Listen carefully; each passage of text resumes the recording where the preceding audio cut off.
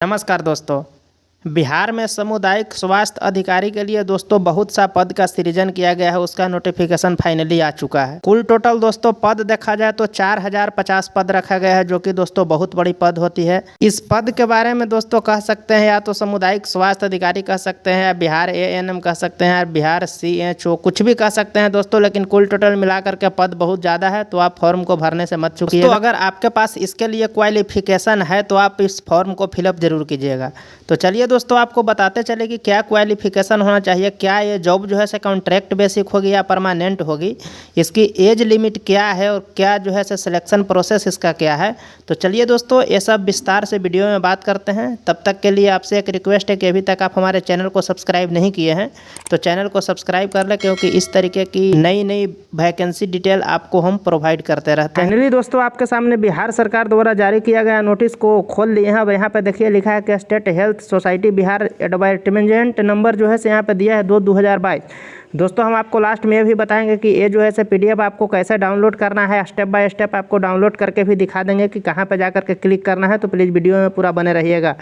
ये देखिए दोस्तों कुल टोटल पोस्ट अगर यहाँ पे देख लेते हैं तो 4050 रखा गया। अगर जनरल के लिए रखा गया है तो 936 रखा गया। वही जनरल महिला की बात कर लेते हैं तो 499 है। MBC जिसको EBC भी बोल सकते हैं तो उसके लिए 556 रखा गया। और MBC जो फीमेल है उसके लिए 238 रखा गया है। BC के लिए 276 है। BC फीमेल के लिए 143 है।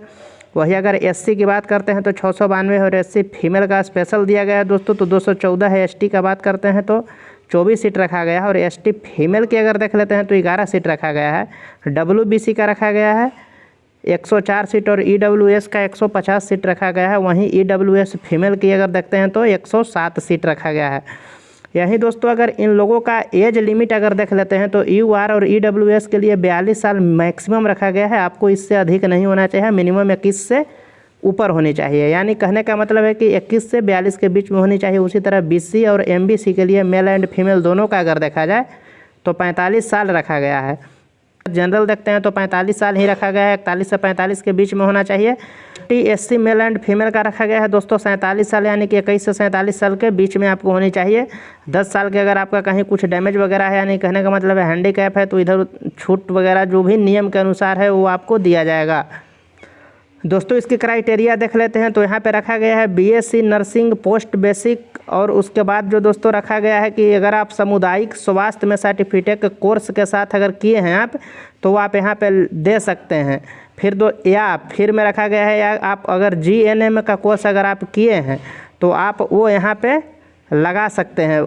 फिर दोस्तों यहाँ में रखा गया है कि अगर आप BSc nursing post basic, BSc nursing with successfully complication certificate जो है दोस्तों अगर आपके पास है तो आप यहाँ पे वो लगा सकते हैं। दोस्तों कहने का मतलब कुल टोटल ये है कि कम से कम मिनिमम आपको 12 पास होनी चाहिए और आपके पास GNM की अगर डिग्री है तो आप इसके लिए एलिजिबल हैं। कि पेमेंट देखते हैं तो 15,000 से लेकर के आपको 25,000 रुपये तक के प्रति माह जो है से आपको दिया जाएगा। दोस्तों अगर इनका जॉब प्रोफाइल की बात करते हैं तो जॉब जो है से इनका दोस्तों कॉन्ट्रैक्ट बेसिक होगी, यानी कि संविदात्मक होगी। दोस्तों टेंशन नहीं लेना है, क्योंकि संविदात्मक जॉब भी आपको जल्दी हटाता नहीं वहाँ से, क्योंकि जब आपको हटाएगा तो फिर आपके जगह पे भर्ती करना पड़ेगा। इस वजह से वो लोग आपको कार्य को देखते हुए आपको आगे इंक्रीज करते रहते हैं, आपको हटाते नहीं हैं। देखिए दोस्तों यहाँ पे कुछ आपको इंपॉर्टेंट से नोट दिया गया है, तो दोस्तों आप इसको इंग्लिश में पढ़ करके समझ लीजिएगा। हम आपको हिंदी में समझाने की कोशिश करते हैं। इसका दोस्तों कहने का मतलब ये है कि संस्थान विश्वविद्यालय आप जहाँ से भी नर्सिंग या GNM का कोर्स किए हैं, या तो आप बिहार सरकार हो या किसी भी केंद्र शासित प्रदेश हो, उससे कोई फ़र्क नहीं पड़ता है। आप वहाँ का वो जहाँ से किए हैं वो संस्था जो है से भारत सरकार द्वारा रजिस्टर्ड होना चाहिए। यही दोस्तों ये दूसरा नंबर में कहना चाह रहा है कि आप चाहे नर्सिंग पंजीकरण परिषद संस्थान को यह निर्देशित करना चाहिए कि सफलतापूर्वक BSc पोस्ट बेसिक या BSc सामुदायिक स्वास्थ्य में जो नर्सिंग का पाठ्यक्रम है वो शामिल होना चाहिए। ये दोस्तों तीसरा में लिया है कि आप अगर कहीं से भी नर्सिंग का कोर्स किए हैं कोई दिक्कत नहीं है, वो जो है से नर्सिंग परिषद में अस्थायी उसका रजिस्ट्रेशन होना चाहिए, यानी कि वो फॉल्स नहीं होना चाहिए। पर में दोस्तों लिखा है यहाँ पे कि अंतिम रूप से जो चयनित जो उम्मीदवार होंगे उनको CHO के रूप में शामिल होने पर 3 महीना के भीतर पटना का जो अस्थायी पंजीकरण प्रदान करना होगा, यानी कि वो पटना में अपना जमा कर सकते हैं, वहाँ पे आप रह सकते हैं। इसकी जो कब से स्टार्ट हो रही है तो ये देखिए दोस्तों यहाँ पे दिया गया है कि आपको 11/2/2022 से, यानी कि 11 फरवरी से आपको 10 बजे से इस फॉर्म को 3 मार्च 2022 तक के आप इस फॉर्म को भर सकते हैं।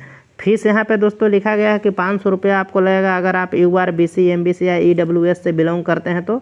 और अगर आपको 250 रुपया अगर देना है कि आप अगर मतलब आप विकलांग हैं या आप महिला हैं या आप ST SC हैं तो आपको 250 रुपया दोस्तों यहाँ पे आपको देना है। अभी तक इसका जो परीक्षा का जो मेन शेड्यूल होता है कि किस तरीके से इनको सिलेक्शन किया जाएगा, इनका एग्ज़ाम लिया जाएगा या मेरिट बेसिस पे किया जाएगा दोस्तों, ऐसा कुछ इसमें दिया नहीं गया है। जहाँ तक लगता है दोस्तों एग्ज़ाम नहीं होगा, मेरिट बेसिस के आधार पे ही इसका चयन होगा।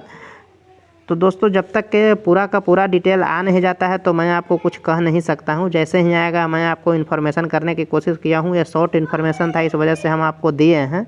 तो दोस्तों आप चैनल पर बने रहिएगा, जैसे ही इसका विशेष जानकारी आता है तो हम आपको प्रोवाइड करने की कोशिश करेंगे। तो अब देखिए दोस्तों आपको बता देते हैं कि इसका जो है सो ऑफिशियल लिंक जो है सो मैं आपको डिस्क्रिप्शन में दे दूंगा। आप वहां से यहां तक के पहुंच सकते हैं। और यहां से पहुंचने के बाद अगर आप डाउनलोड करना चाहते हैं इसका ऑफिशियल PDF तो ये देखिए जो पहला नंबर जो है एडवर्टाइजमेंट नंबर जो 2/2022 लिखा है, आपको इस पर क्लिक करना है। इस पर जैसे ही दोस्तों क्लिक कीजिएगा, ऐसे ही क्लिक कीजिएगा तो आपको आगे का इंटरफेस इस तरीके का नज़र आएगा। तो ये देखिए यहाँ जो लिखा गया है ना दोस्तों, एडवर्टाइजमेंट नंबर जो दिया गया है, आप उस पर क्लिक कीजिएगा तो इसका जो पूरा PDF है से डाउनलोड हो जाएगा। नीचे देखिए दोस्तों कुछ इसी बात को कुछ डिटेल में बताया गया है, तो आप उसको भी पढ़ सकते हैं। और यहाँ सिक्योरिटी बॉन्ड के बारे में कुछ बताया गया है, आप उसको भी देख सकते हैं। फॉर्म दिया गया है, आप उसको भर करके वहाँ देना पड़ेगा। कहने का मतलब है दोस्तों कि एग्ज़ाम के क्या होगा कुछ कह नहीं सकते हैं, तो आप यहाँ तक के ये समझ लीजिएगा। और आप अगर अप्लाई करना चाहते हैं तो इससे जा कर के आप अप्लाई कर सकते हैं। तो चलिए दोस्तों मिलते हैं फिर एक नए वीडियो में, तब तक के लिए धन्यवाद। Thank you for watching. जय हिंद।